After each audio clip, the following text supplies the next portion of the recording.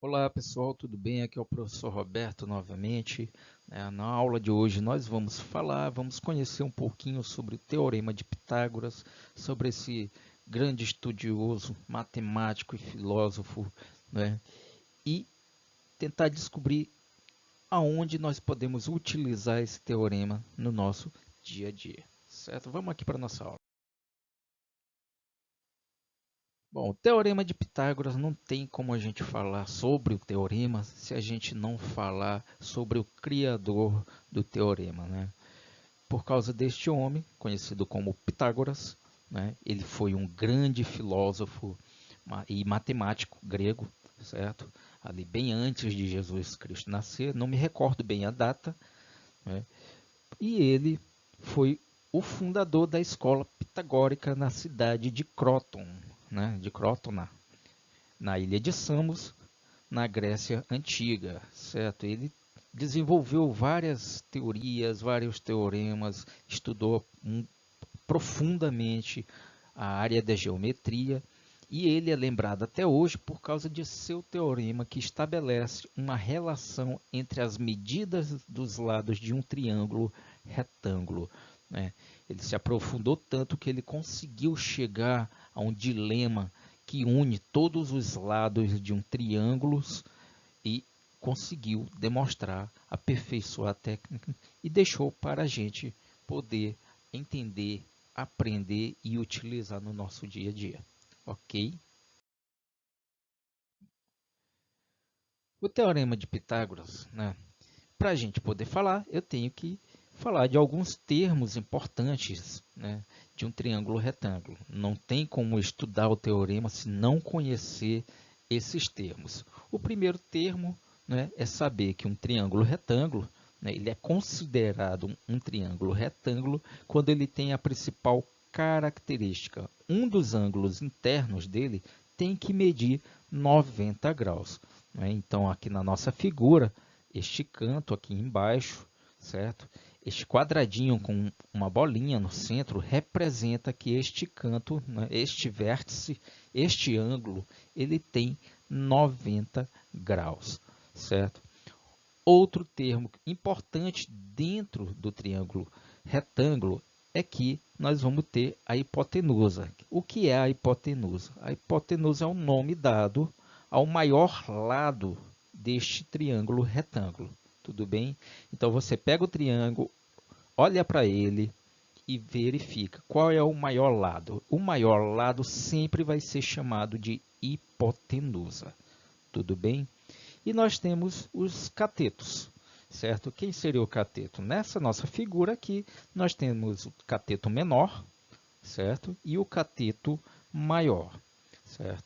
Então, vai haver alguns triângulos, retângulos, a qual o cateto maior e menor tem a mesma medida, ou seja, não existe maior ou menor, eles são iguais, por isso que a gente chama eles de catetos. Mas se acaso houver, né, nós vamos apenas considerar eles como catetos, né? No caso, nós temos o triângulo retângulo isósceles, você observa aí que existe a hipotenusa, então os catetos, né, eles têm a mesma medida, nenhum é maior e nenhum é menor.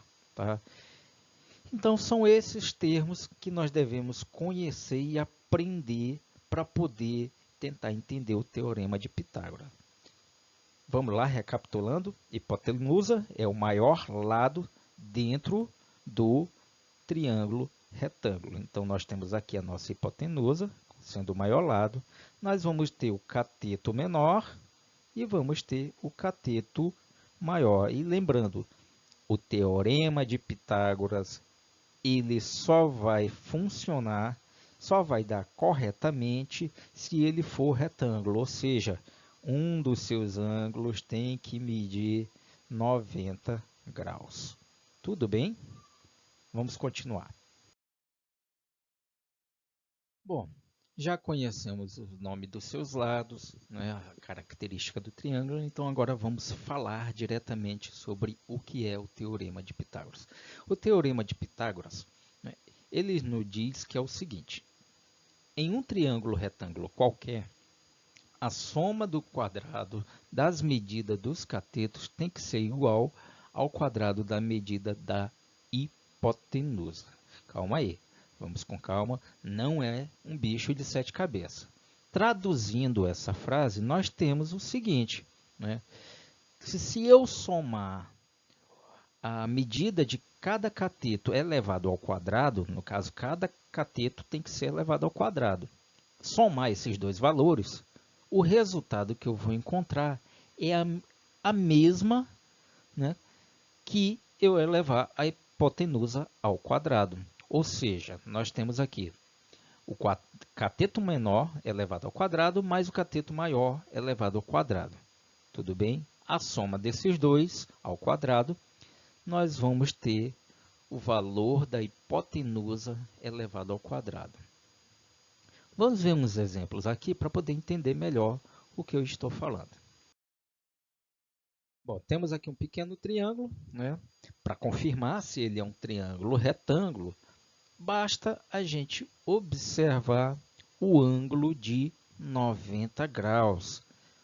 Se acaso não tiver marcado, né, nós podemos medir com um transferidor ou mesmo com um compasso e verificar se é um triângulo retângulo. Nesse caso, como está marcando ali que ali existe um ângulo de 90 graus, então já sei que esse triângulo é um triângulo retângulo.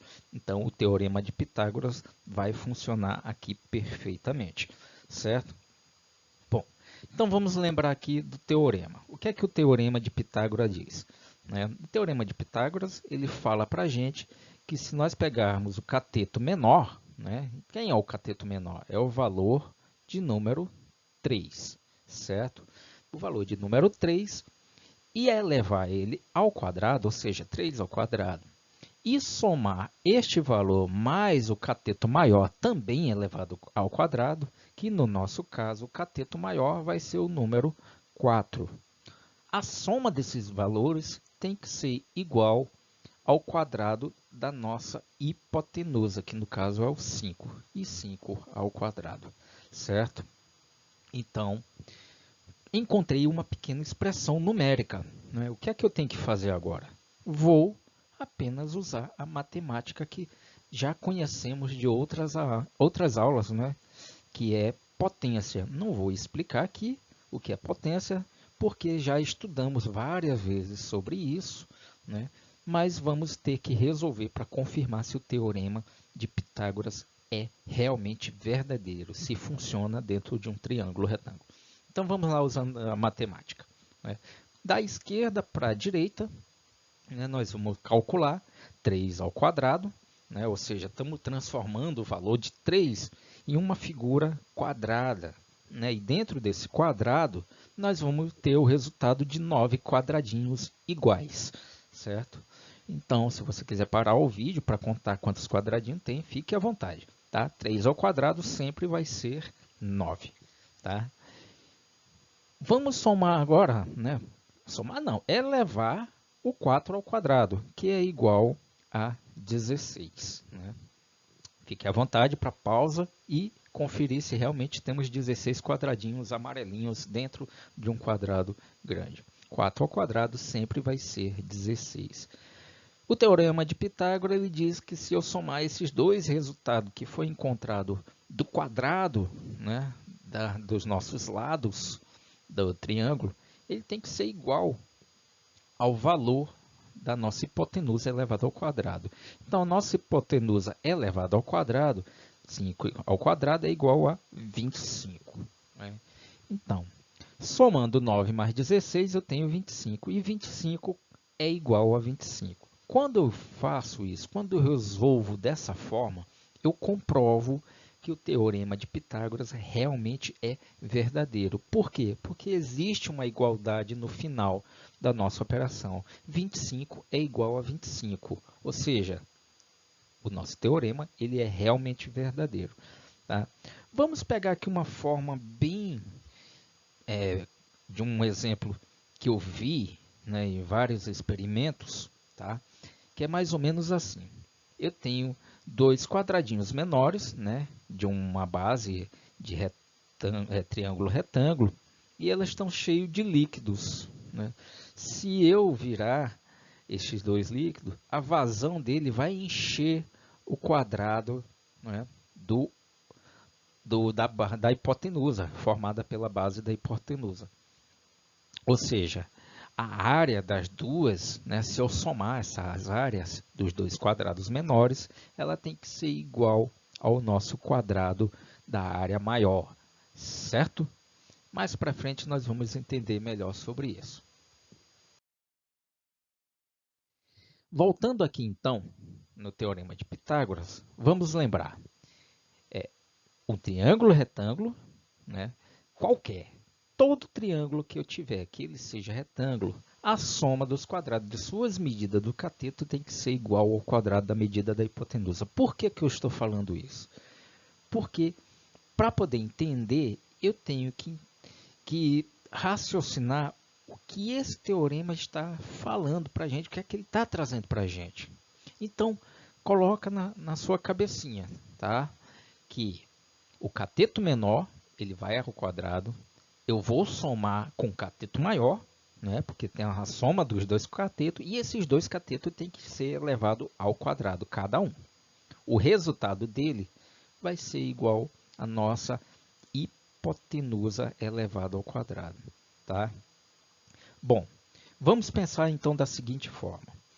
Eu vou chamar agora o cateto menor de A, certo? Então, o cateto menor vai ser A, o cateto maior eu vou chamar de B e a nossa hipotenusa eu vou chamar ela de C. Jogando no nosso teorema, nós vamos encontrar A ao quadrado mais B ao quadrado igual a C ao quadrado. Então, essa é uma forma mais fácil de lembrar do nosso teorema de Pitágoras. Como dizia um professor meu, A mais B igual a C, joga todo mundo ao quadrado. Não é mais rápido de encontrar o teorema? Novamente, A mais B igual a C, joga todo mundo ao quadrado.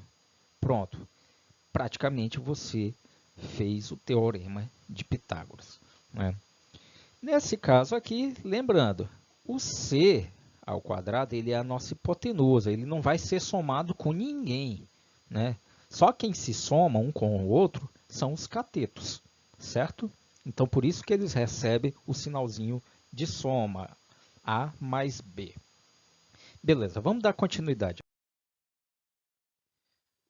Bom, usando a nossa técnica de Pitágoras, né, o nosso teorema, nós conseguimos, então, encontrar qualquer valor desconhecido dentro de um triângulo retângulo. Pode ser o valor de um cateto, né, tanto do maior quanto do menor, como também da hipotenusa, certo?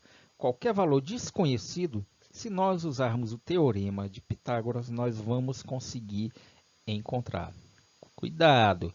Isso, repito novamente, que isso só funciona com triângulos retângulos, né? O teorema de Pitágoras ele é bem claro, bem explícito. Qualquer triângulo retângulo.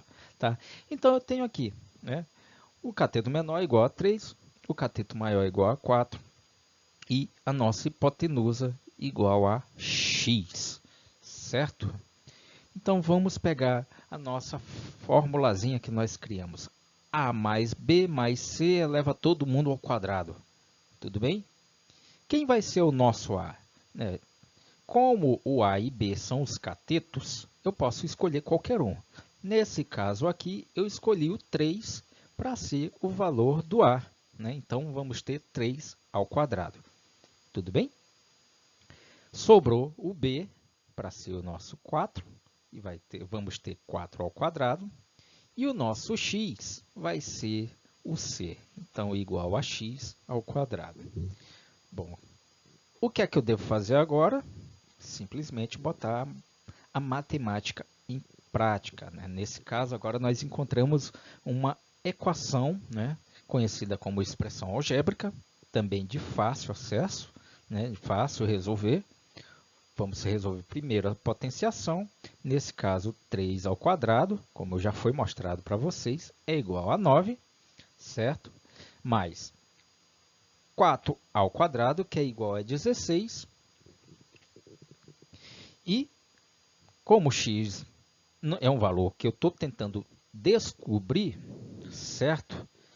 Ele vai continuar sendo x ao quadrado. Bom, somando aqui o 9 mais 16, nós vamos encontrar 25, que é igual a x ao quadrado. Acabou a nossa continha? Não. Nós ainda temos uma potência para resolver aqui. Tudo bem? Que é o x elevado ao quadrado. Como é que eu faço isso? Para quem não lembra das aulas de equação, né, eu vou ter que transferir essa potenciação, né, esse elevado a 2, tá, do segundo membro para o nosso primeiro membro, certo? Mas lembre-se, toda vez que a gente altera um valor, troca de um membro para o outro, ele vai com a operação inversa. Nesse caso aqui, né, o nosso elevado ao quadrado, que estava em cima do x, ele foi para o primeiro membro de forma de raiz, que é a operação inversa, certo? Então, toda vez que vocês virem elevado ao quadrado dentro de uma equação e você for jogar para o primeiro membro ou para o segundo membro, ele vai em forma de raiz, tá? Então, nós temos a raiz quadrada de 25, que vai ser igual ao valor de x. Então, raiz quadrada de 25 é 5, né? E assim a gente encontra o valor da nossa hipotenusa, que antes valia x, né? Então, este valor aqui equivale à nossa hipotenusa, né? Bom, pessoal, a nossa aula chegou ao fim. Eu espero que vocês tenham gostado. Eu vou deixar aí esse GIF rolando aí, que é uma figura que se repete várias vezes, para você perceber uma das aplicações feita em Feira de Ciências, né, que demonstra a soma, né, das áreas, no caso dos catetos, né, dos dois catetos, cateto maior e cateto menor, ela é igual à área, né, da nossa querida hipotenusa, como foi demonstrado e aplicado na nossa aula, né? Fiquem com Deus e até a próxima aula.